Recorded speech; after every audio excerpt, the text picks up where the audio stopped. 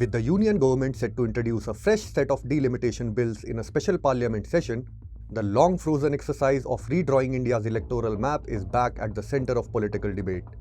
At first glance, delimitation sounds technical, almost bureaucratic.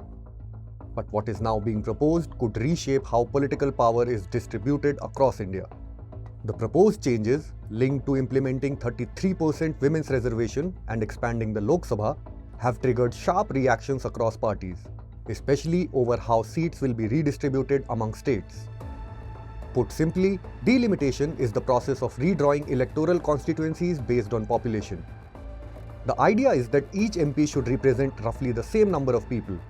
It also decides how many seats each state gets in the Lok Sabha, which means it directly affects political representation, not just boundaries on a map. This exercise hasn't been done between states since the 1971 census. That freeze was deliberate because it was meant to ensure that states which managed to control population growth were not penalized. But that pause is set to end after 2026. The government now wants to restart the process, and there are indications it may use 2011 census data to move faster. A delimitation commission is appointed to carry out the exercise. It uses census data to redraw boundaries, allocate seats, and identify constituencies reserved for scheduled castes and scheduled tribes. Once its recommendations are notified, they are final and cannot be challenged in court. The central issue is uneven population growth.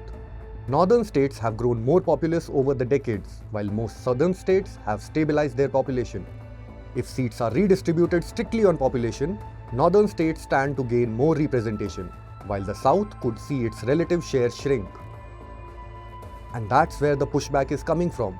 Leaders from South Indian states argue that population control should not translate into reduced political weight. Some are demanding safeguards or a different formula, while opposition parties have also questioned both the timing and the linkage with women's reservation. The centre, however, maintains that delimitation is a constitutional requirement that cannot be delayed indefinitely.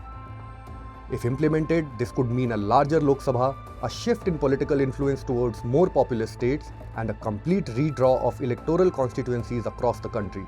So while delimitation may sound like a technical reset, it is in effect a political one, because in the end, it determines not just how India votes, but how India is represented. Follow Business Standard for more such stories.